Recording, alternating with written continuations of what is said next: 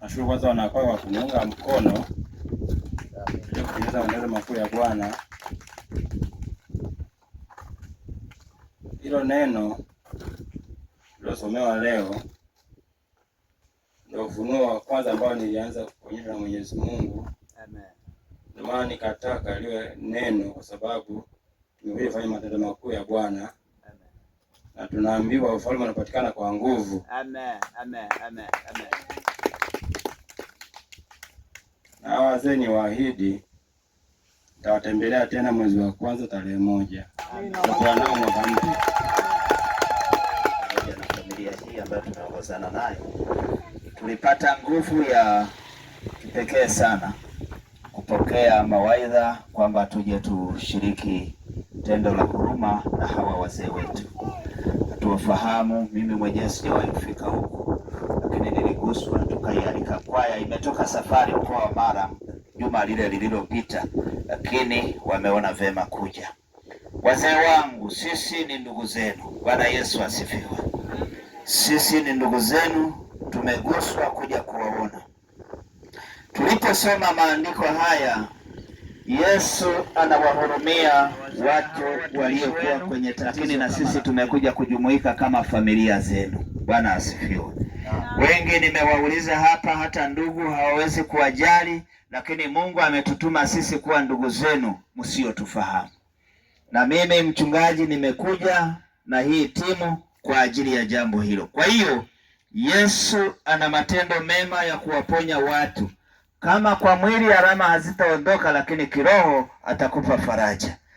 Naomba niseme maneno pia ya Yesu aliyoyasema, Roho ya Bwana juu yangu, mafuta kuwahubiri maskini habari njema, amenituma kuwatangazia wafungwa kufunguliwa kwao na vipofu kupata kuona tena, na kuwaacha huru walioteswa. Bwana Yesu asifiwe. Mstari wa 19 anasema, na kutangaza mwaka wa Bwana uliokubaliwa. Maisha haya ni kuleta matendo mema.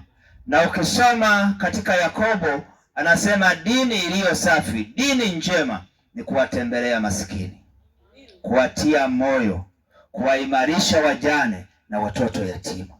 Kwa hiyo hawa familia hizi, watu zaidi ya 15 mmesema, ni kama mayatima kwa sababu ndugu zao wengine hawana.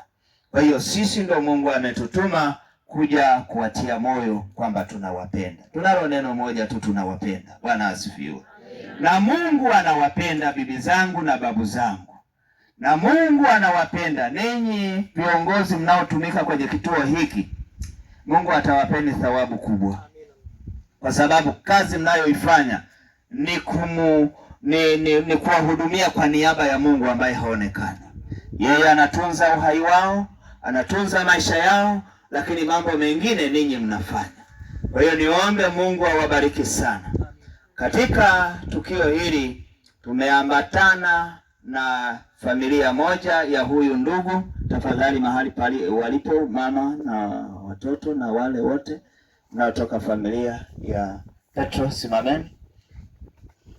Hawa hapa ni familia, tuwapigie makofi. Wao ndio waasisi wa hili wazo na sisi tukaunga mkono. Kwa hiyo wameona waje na wametupatia usafiri wa kwao, wametuleta. Bwana asifiwe. Pamoja na yeye ambaye afya yake sio ile ya. Tunaye katibu wa kanisa ambaye tumeambatana naye, katibu msaidizi. Yeye ni mwalimu lakini ameacha shughuli za kiserikali leo kuja pamoja nasi. Pamoja nami ni mchungaji wa pareshi ya Bahi Mwanachugu. Nimeambatana na timu nzima kama mkuu wa msafara nimekuja hapa. Bwana Yesu asifiwe. Naomba kupitia matendo ya huruma, kama Yesu alivyowahurumia wakoma, kama Yesu alivyowatakasa, kama Yesu alivyowahudumia, na sisi tumekuja kuwahudumia.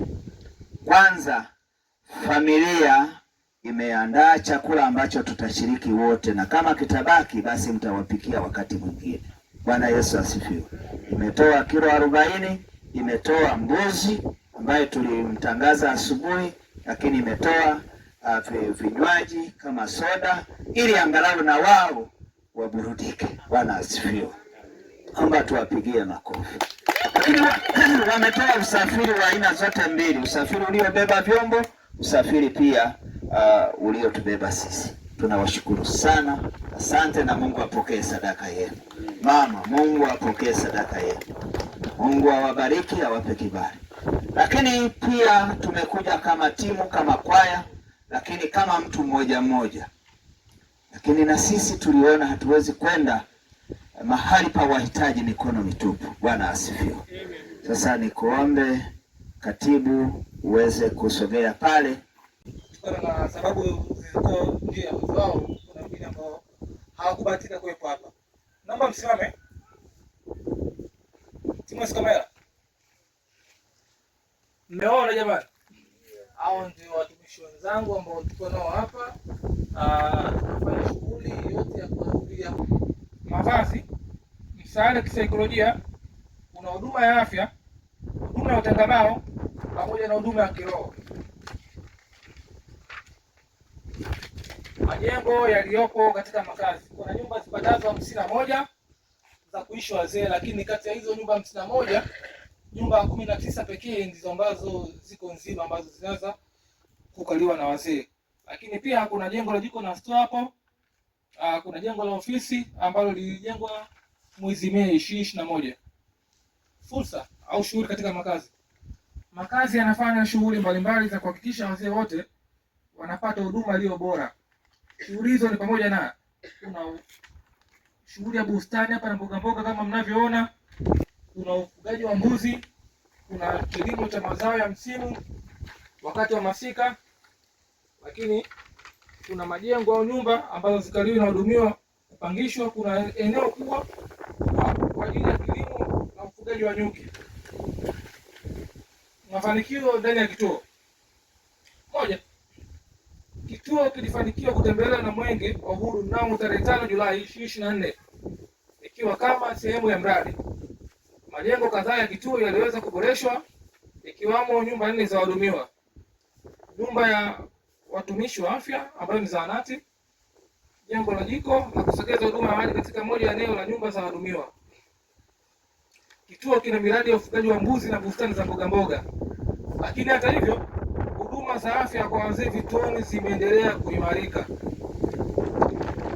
Changamoto ndani ya kituo. Moja, kuna nyumba kuharibika na kuanguka kutokana na kutokukaliwa, kukosekana kwa usafiri katika makazi au gari, kukosekana kwa nyumba za watumishi, kukosekana kwa vyoo wezeshi na kukosekana kwa uzio kuzunguka eneo lote la makazi. Kama mnavyoona, eneo letu hili la makazi lina ekari 180 ambazo zimepimwa, lakini kwa ukubwa huu eneo lote hili halina uzio. Kwa hiyo kama mlikaa mkaona kuna mkanganyiko hata wa magari hapa pamoja na pikipiki zinapita kwa kasi kutokana na uzio.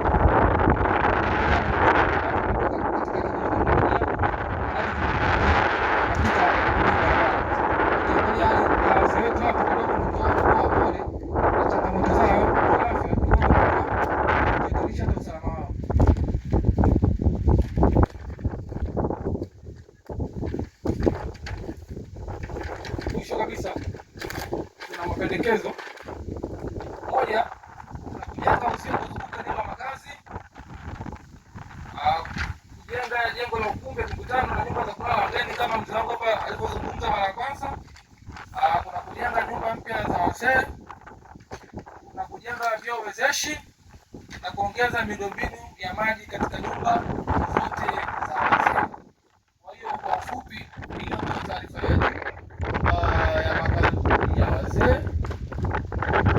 Tupende kuchukua nafasi hii tena kuwashukuru kwamba wacha tuende kwa wazee ambapo wako Sukamahela. Natoa shukrani kwa niaba ya wenzangu wote. Tunashukuru sana, nasema asanteni sana. Mungu awabariki.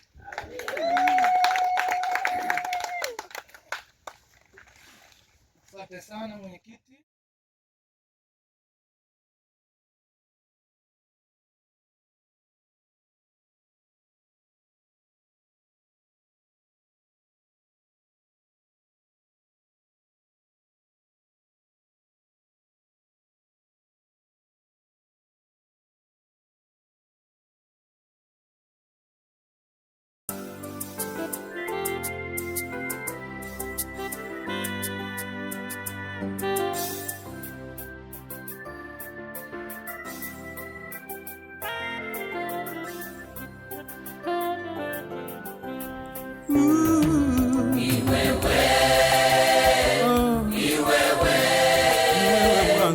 Ni wewe Bwana, uweza yote, hujawahi shindwa na hautashindwa, nakuamini Baba, nakuamini Baba, uweza yote,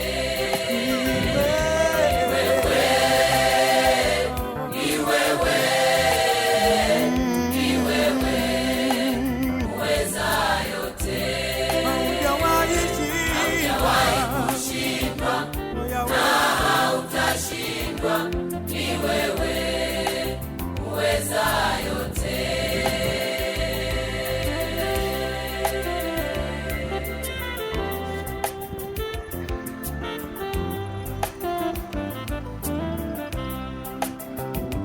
Wengine maisha ni magumu sana. Mbenanga TV ni yako.